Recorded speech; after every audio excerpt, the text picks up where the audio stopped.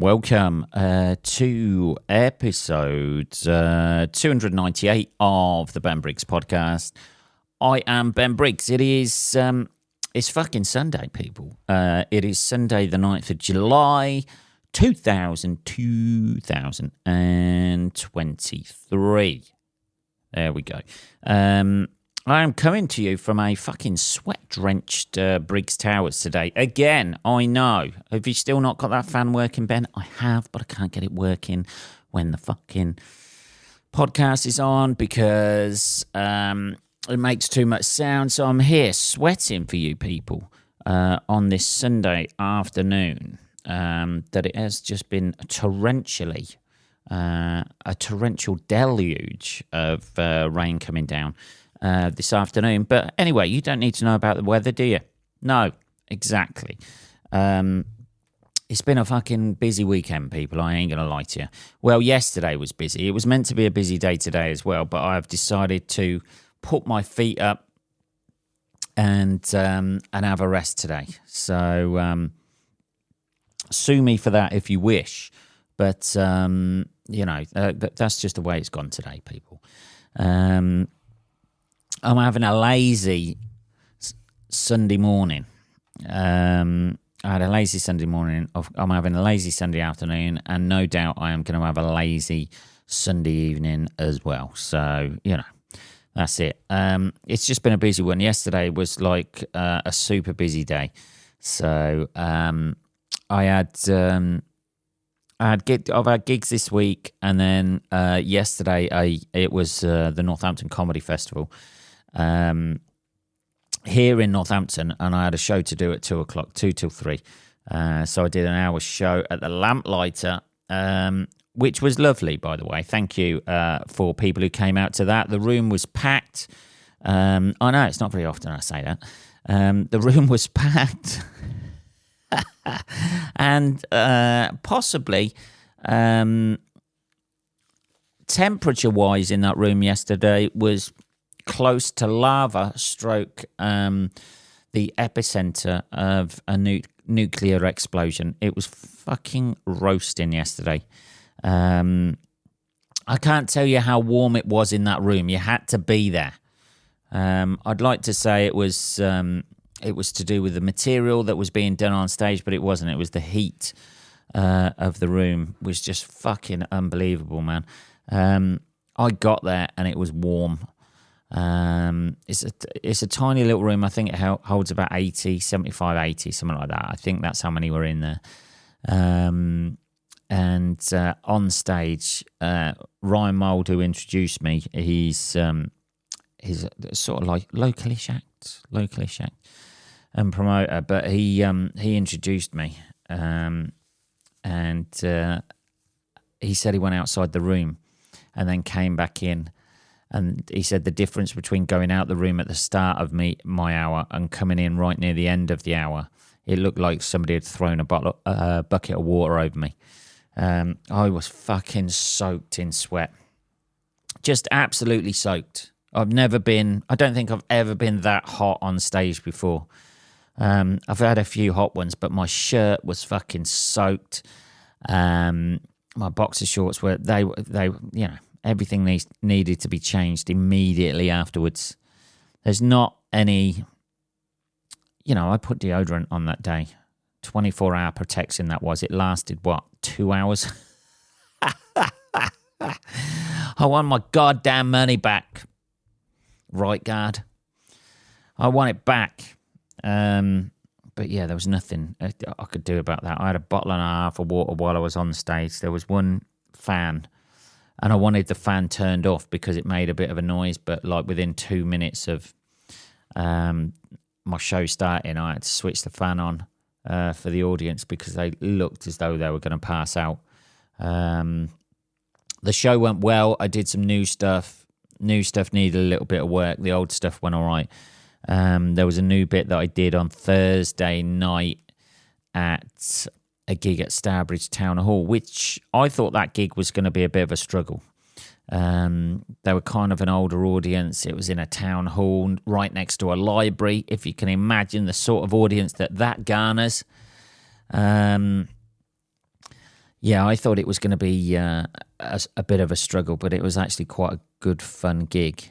But when I got to that gig, by the way, I had a bit of a. I always do this as well. It's always, I don't know why this is, but I got to the gig on Thursday night. I was absolutely fucking dying for the toilet, dying for a piss. So I went to the urinal. They had one of those trough things that you could literally stand two people next to each other. That's how big the trough was. I hate that. I was just about to start pissing. Somebody comes in the door, stands right next to me. At which point my bladder is like, nah, I ain't going to work now. So instead of having that weird thing where I had to then go into the cubicle, I just said to the guy, I said, I can't. I've never been that honest at a urinal before with somebody. Just turned around and said, look, bud, I can't piss next to other people, so I'm going to have to go into the cubicle. Don't take any of this personally whatsoever. And then somebody came, while I'm in the cubicle, somebody came in and said, oh, this is a little bit tight, isn't it? I am assuming that he was on about the toilet facilities, the width of the toilet facilities rather than anything else. I don't think the guy was bearing his ass or anything. And the guy I'd originally spoke to said, yeah, somebody's already got stage fright and had to go in there. Obviously not realising that I was one of the acts. And then I get into the gig when the gig starts, and I walk to the front, just walking on stage, pick up the mic. The first person I see is that guy. I said, it's a bit weird, bit awkward now, isn't it? Saying about me having stage fright earlier. So that was quite a nice little bit, and went into that gig nicely. They were an older audience, but to be honest, they were really sweet actually, and I managed to take it a little bit further than I thought I might be able to get away with. Holy fucking shit! So that was Thursday night. Saturday's gig went really well. There's a really sweet couple on the front row who I was chatting to. I did a little bit of stuff, a little bit of new stuff. That some of it was all right, some of it needs a little bit of work. It's literally the first time I've done it, and I was just saying it as it was coming into my head, so it needs a bit of tightening up. Do it a few more times and work it out on stage, but the majority of it, I think I got to 56 minutes, and then everybody was just fucking wilting, including myself. So I wrapped it up, and they were really, really sweet. And then I stood at the door and just thanked everybody for coming, which was really lovely of them, to be honest, because I've never been in a room that hot. It was a small room. The blinds were down, but I don't think you could really open the windows in there. So it felt like you'd walked into a greenhouse. And it was upstairs as well, so obviously heat rises. And it was knackering, absolutely knackering. After that, and then I had a stag do to go on. Somebody I know is getting married, so I had a stag do to go on, which was in Northampton. But I had to get back to the festival by about 6 o'clock. So basically what I did, I drove home. I had to have a shower again. I'd had a shower that morning. I love a fucking shower, by the way. It's so refreshing. I love it. I can't, I'd rather have a shower. I was always a bath guy, but I'm a recent convert to showers since moving into this place. I was always a bath guy, sitting there festering in my own juices, as any bath guy does. I need water. It's still fucking warm in here today. And I've got to close all the curtains because of the noise outside. Close all the windows because of the noise outside. The people terrorising up and down the street. I'm a recent convert to showers. I love a shower now, especially in this weather. Like a nice cold shower. Fuck me. Just the rejuvenation qualities or rejuvenating qualities it seems to give me. I don't know. Maybe I ought to start taking these ice plunge baths or whatever this time of year. I don't know. The potential for those to go wrong is horrendous, isn't it? You go into shock and fucking hit your head, fall under, slip under the bath water, do a fucking Whitney Houston. A cold version of Whitney Houston. I don't know. So I had to come back here, have a shower, get changed again. Luckily, I've got 5 of exactly the same shirts that I bought to wear on stage, black shirts. So I could just whack one of those on. And then I had to walk back into town. I dropped my car off as well because I thought, I might have a couple of shandies. And I don't really want to leave my car in town. And as it turned out, I did mostly have Coca-Cola that day. But I got to the Stag Do, which was at a place called Soul Central in Northampton. So I get there, and I've been told to look out for a place, like, I got there about 4:30, I think, up as 4.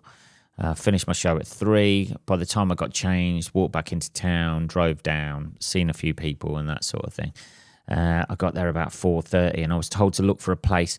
It's Stag Do Central, this sort of thing. I didn't realise this was Stag Do Central, by the way, nowadays.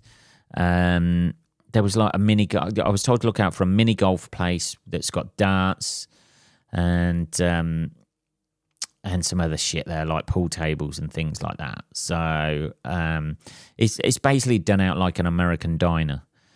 Now, I was convinced, absolutely convinced, that this was on the top floor of Soul Central. So I go up to the top floor of Soul Central,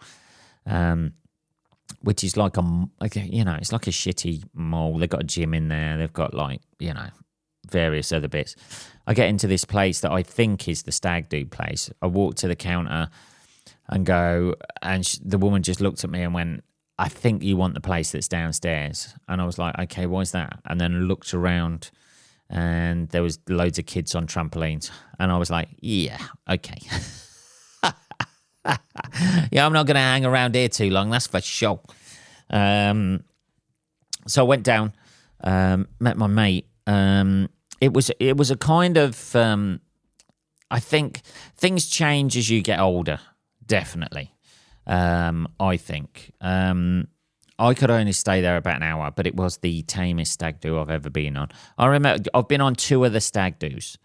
One was in Birmingham years and years ago, when I was in my 20s, I think, late 20s, mid 20s, something like that. That was in Birmingham, where we got to Birmingham early, stayed on Broad Street. I think we were there about 11 o'clock in the morning because somebody had noticed that as we were walking by, somebody was unlocking the Rocket Club, which is like a strip joint there, or used to be. I know they used to run gigs there at some point. I never did them, but I remember getting booked and then they cancelled them all. But the gig apparently that they used to run at the Rocket Club was, I think it was just the club used to run it as a lost leader. I think it was because it's a cash business. They'd probably claim that 200 people were there or whatever, so they could put like dodgy money through the books. I think that was the main plan of it, and it was basically performing your set to the manager and the strippers, and no other audience were there whatsoever. I think you got paid about 200 quid for 20 minutes there, and it was clearly some sort of hustle that they were doing, where I think the club was open, but like the strippers weren't working at that point. So it was just like the management and the strippers, you did your 20-minute set verbatim, no audience whatsoever.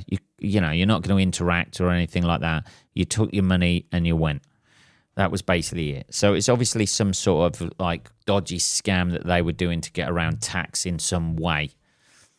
Or like, some sort of money laundering operation that they had. I never had it. I was booked in for it, but I think they cancelled or shut down the club or something like that. I don't know. Before I actually performed there. But on this stag do, they let us in at like about 11 o'clock in the morning, I think. God, I don't really remember that much about the day. This was back in my drinking days when I used to have more than a couple of beers, that's for sure. And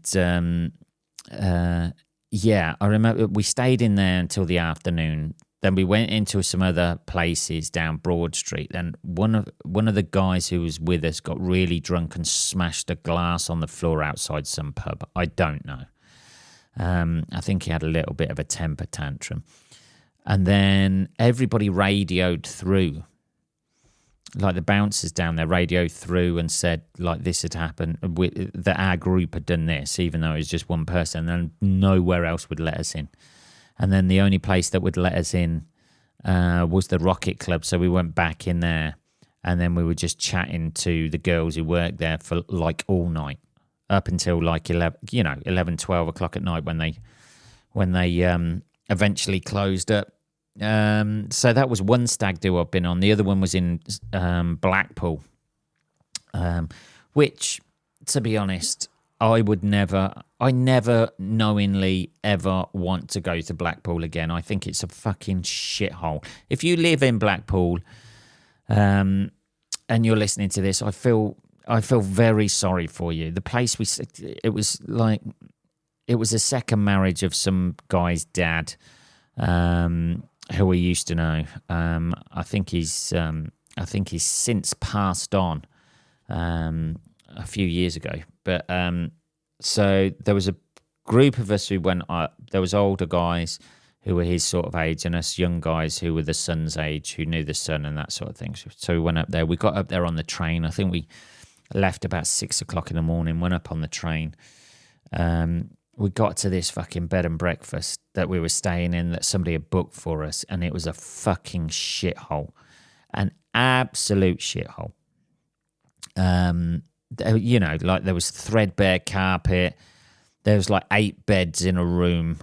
We've got to all pick a bed. It was like sleeping like in some sort of fucking orphanage.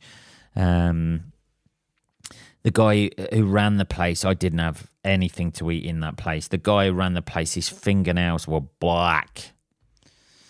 And he's coming around going, do you want breakfast? No, you're right. You're right. Are you going to clean your fucking hands up there, me old booty? No, you're not going to do that. You don't need hygiene, do you? Not when you're preparing food that people are going to consume and probably have the runs for the rest of the week. Thank you for that. And that was... every now and again, like I went up to Blackpool. I think that's the last time I've ever. Actually, it's not the last time I've stayed in Blackpool, because I did a gig there, and I was on my way back from the Edinburgh Festival. Stopped off there to do a gig, and I paid for a hotel. That was a few years ago, probably about 4 or 5 years ago, and stayed there. All the hotels are run down in Blackpool. Everywhere's a fucking shithole. There's litter everywhere. There's pissed up, people everywhere. It's just a nightmare scenario. We managed to, I was seeing somebody else. I was seeing somebody at the time, dating somebody, and we managed to find a nice quiet bar away from everybody else after the gig, and sit there and have a drink. But it's just chaos. It's not relaxing, is it? When you want to go away for the weekend, you want to relax. You don't want to get absolutely fucking hammered out your head. Be dodging, thinking where the next fucking right-hander's coming from, like in the back of your head from somebody, because they're so drunk. I want a nice, 46 years old, I want a nice quiet weekend away. Nice little country hotel, stone built, go for a little walk, through some woods. That's what I want. Innit? Maybe see a waterfall. There's a specific place I know that's like that is gorgeous, just gorgeous. Ideal for a weekend. Up in Yorkshire, if you've ever been to Goathland or anywhere near Whitby, it's fairly close to Whitby. Whitby's obviously on the coast. Goathland's a little bit more inland, but it's fucking stunning. Yorkshire countryside, right near the moors. You know, little waterfall. You walk down like through the. They've got like woods where you go down to the next place that's Gromont, and you can walk through the woods to get there. There's a little pub that opens between like 2:00 in the afternoon and 5:00 in the afternoon. It's a tiny little pub. I forget the name of it now. It's got a weird name, the Nook or something like that. I don't know. Yeah, so that's the place I want to go. Somewhere with a slow pace of life. I don't want to be dodging dickheads like at the weekend who are absolutely pissed up and looking for a fight. I'm too. Maybe I've become civilised. That could be it, couldn't it? You know, the language is still there, isn't it? The old F word slips out every now and again, doesn't it? But I've got a little bit more reserved. Anyway, let's have a little bit more water there. I'm starting to get a bit dry. As ever. So I went to the stag do, which is like it was potentially, well, it is. I've been on 2 other stag do's. This is the 3rd stag do I've ever been on. I was there an hour. I got there, they're playing like, I don't know, golf, mini golf or whatever. They've got a little mini golf place in this place. They've got like darts and stuff, and then, you know, just TV screens showing the football. So it's quite a reserved stag do. And then I think they were all going back to go camping somewhere or whatever. I'm not really a camper anymore, people. These people who, I don't know, you give me, like people ask you, don't they? Oh, are you a camping sort of person or you're a 5-star hotel sort of person? You give me a fucking 5-star hotel any day of the week. Nice bed, you know, nice bathroom, somewhere where you can take a crap inside, you know, all the comforts, room service. Oh, fuck camping. Every time I've gone camping, and I've gone a few times, even when I've been older, because like there was a few years ago when I was dating, there used to be a family holiday to Hay on Wye sort of area or whatever, and their parents would have the main house sort of thing, like in this cabin in the woods or whatever, which was lovely. And then the rest of us used to have to camp outside in the grounds of this house because it only had like 1 bedroom, I think, or something like that. And I'd wake up feeling like shit. I don't see the appeal with camping at all. I woke up and every morning feeling like I'd had the crap beaten out of me. My back was gone. Even if you have those mattresses when you're camping, your back's gone. You wake up. If it's a nice morning, you wake up soaked in sweat because like the heat, it's heated up the tent. You get flies in there, insects in there. It's a miserable experience, isn't it? You wake up with lumps and bumps all over you because insects have been chewing on you in the night. It's a miserable experience. So I went back to the festival after that, did a few bits, and then watched a few shows, which consumed my day, and then had a nice, cool walk back from town. It's only about 10-15 minutes from where I live, town centre, and it was at a place called the Charles Bradlaugh. I don't know if you don't know Northampton at all, it means nothing to you. But it was nice. I saw a couple of shows. I saw Thomas Green's show. He did really well. I saw Paul Chowdhury as well. Saw his show and then just sat around, had a couple of drinks, had a couple of Cokes, had a Budweiser, I think, as well. Had a Budweiser and a couple of Cokes. So that was like all washed down nicely. And enjoyed the evening. It was quite nice to, just sit, take a couple of shows, have a little chat with people who were there. People came up and were very complimentary about my show earlier on, which was quite nice. And I got to hang out and just fucking hang out with a vibe. And I was going to go back today, but I am fucked. One fucking day out. One day out. And it's wiped me out for the rest of the weekend. That's it. I'm glad I haven't got a gig today because I would be completely zonked. The amount I sweated yesterday. I think. I'll tell you what I did have as well, which seems to be an annual tradition now. I had it last year at the festival, and I had it this year as well. Right? I don't know what it is about Burger King. Right? Whether the fact they're not busy. They're not as busy as McDonald's or whatever, but Burger King seem to. There's one at the top of Abington Street in Northampton. There's a Burger King there. They cook your food after you've ordered it. They don't have shit waiting. They don't have like fries waiting on the side, so they go all soggy and shitty, and they feel warm on the outside, and then you bite into them and they're stone cold. Oh, man. They made me 2 vegetarian Whoppers. I had 2 vegetarian Whoppers, 2 large fries. I know, I was hungry. And a Sprite, which I haven't had for years. And it was the greatest vegetarian burger that I've ever had. It was fucking gorgeous. Man. I got to have wet dreams about that burger, I think, like over the coming week. It was absolutely fucking amazing. And I had that, walked up and did a few shows and saw a few shows and stuff.